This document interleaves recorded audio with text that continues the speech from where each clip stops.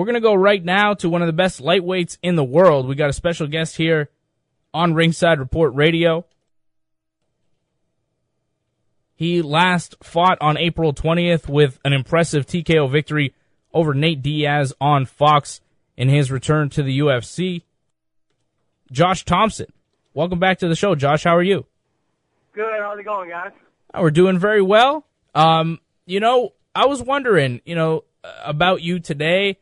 Why haven't we seen you have another fight scheduled in the UFC? You last fought April 20th, looking really good. Where have you been since your last fight, man? Just been kind of hanging out, opening my own gym, my own Dethrone base camp, and just finishing up some filming on this movie that's coming out that I had the lead role in. It should be coming out in January or February. So just kind of been catching up on all the stuff that didn't get done, while I was training for my camp.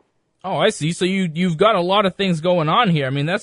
Opening a gym and the lead role in a movie. Tell us about the movie. What's the name of the movie? When does that come out? And what's that about? We actually started filming it in China last January. Wow. And I just had some follow-up stuff that I had to finish up after my fight that we had to stop filming for, and so now we finished it. And you can actually go on YouTube and see a short sneak peek of it, and just type in Fist of the Dragon and Josh Thomson, and it should come up. And so that all got done. I'm just looking forward to that coming out. Hopefully January, February, either this year or the beginning of next. And then also with my new gym opening up, hopefully in the next 2 weeks. We just took possession of the property, and we're getting all of our equipment and everything set in there. And we just actually opened one in Las Vegas, the Dethrone base camp, and we have another one in Burlingame right now. So we're kind of slowly getting it off the ground and franchising them and getting them out. So does this mean that you've stepped away from AKA? No. I'm still with AKA. These Dethrone base camp gyms they're just like fitness and cardio studios. There's no fighting, nothing like that. We offer a boxing class, mixed in with the cardio, mixed in workout kind of fitness for everybody. And it's got like plyometrics, TRXs, rope climbs, things like that, ball slams, kettlebells, those type of workouts, but mixed in with an Airdyne bike, and rowers and stuff like that. So have you been able to stay training and stay in the gym and keep your workouts in? You've obviously been busy going to China and stuff like that. How's training been? Man, training's been good. I actually just got done right now. I ran out, got done sparring 12 rounds and kickboxing, and just came out, ran out here to call you guys, and I'm headed home now to get some food and chill out. And did you do any training in China? What was that like? Did you get any kind of Chinese martial arts while you were there? A lot of the guys that were in the movie are from China, from Hong Kong, and stuff. So, but I had some guys that came over actually that were in the movie that were from LA, and they'd done some kickboxing and a little bit of grappling here and there. So we had a chance to kind of mix it up a little bit. But it was more or less just all business when it came down to the filming and the movie. We're on a time frame, getting things done in the filming. So it was good. We had a great time. Now, of course, your last fight, very impressive. A lot of people wondering when you're going to fight again in the UFC. Do you know when you might be fighting again? I'm hoping real soon. I was hoping to get some sort of, call from the UFC, potentially fighting, a number one contender spot. It seems like everybody else's name got mentioned yesterday by Dana White except for me, so I'm just assuming that I guess I'll just see what happens. It doesn't seem like I'm even in the mix anymore, so we'll figure it out, I guess, as time goes on. I haven't got any calls, to fight a top guy, and I've just really been just kind of been focusing on my gym and the movie and waiting for a call from them to see, what else I got to do to get a title shot or even at least get a number one contender spot, to fight somebody for the number one contender spot. I've said it over and over. I'm not looking for a free ride to the title. I'm just looking to fight whoever they want me to fight is the best match to make me the number one contender. I thought it was going to be TJ after he got hurt. Fine, I'll fight him. But then now he's getting the title shot. And then from what I understand, Dana mentioned Gilbert being next, possibly after that, or Jose Aldo. So that leaves me out pretty much, I guess. I really don't know.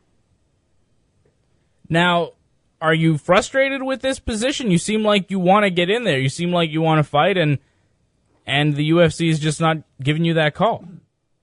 Yeah, I mean, I'm not frustrated. I mean, it is what it is. It's a business, you know. I mean, there's nothing I can do about it, and you know, I mean, I guess, I mean, everyone pays attention to sports, right? So MMA is no different than every other professional sport, and you know, I guess like athletes, like, you know, that play football, professional football, in the NFL, in baseball, in the NBA, when they hit 30, 32, 34, you don't see that push anymore from the NFL, from the NBA, and things like that. So, I mean, I know it's a business, you know, and MMA is no different than those other top organizations, the NFL, and you know, and baseball, you know, and all that, and basketball. So in the NBA. You know, I guess when guys at a certain age, you know, they're not getting the same type of push that they would be getting if they were 26, 27, 28.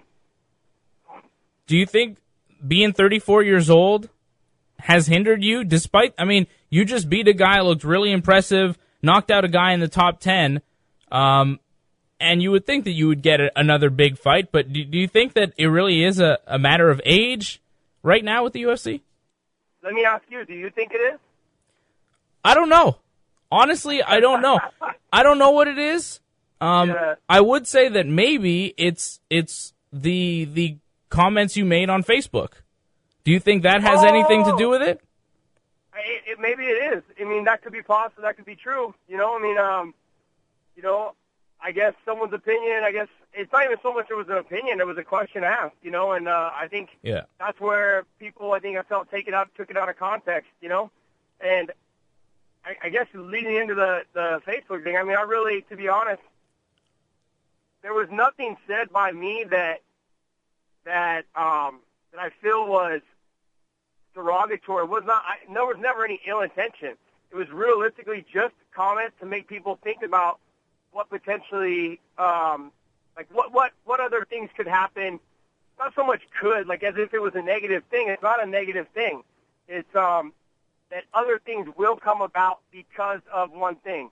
And it's not as if it mattered. I'm just saying that people should expect that to those other things to come up. So that, I mean, it could. I mean, against the UFC stuff, it could be because of that. Yeah. Who knows? But I look at it as more, and I don't really feel it's that way at all. I mean, you know, every you deal with professional fighters, professional athletes, especially fighters. They're pretty strong in their beliefs and how they feel, you know, and so to expect them not to say things on, you know, and based on how they feel, then, you know, it seems kind of far-fetched. You know, I mean, people are going to speak their mind, especially fighters.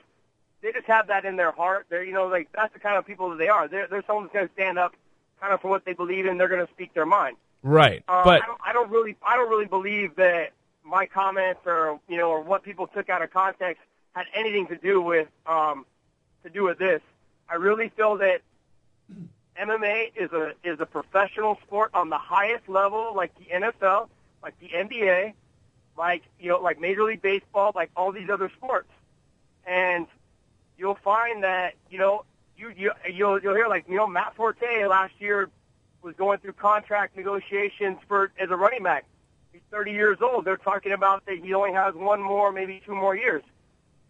The franchise didn't want to put money into him. You know, and to think that MMA and the sport itself isn't like those other sports, I guess I would find it hard to believe. This is a business. This is how business is conducted. And, you know, and like I said, like, I'm not asking for any free rides. I'm asking to fight the best guy. Right. I want to fight the best guy who's going to make me the number one contender. I want to fight whoever they think is going to make me the number one contender. You know, I mean, that's all I'm asking for. So, I mean, I made that clear when I came from Strikeforce over to the UFC. I said, you know, hey, I want to fight the best guys, no matter who it is. They gave me Nate Diaz, and I was motivated for that fight. I was excited for that fight, and I think you saw what happens when I'm motivated.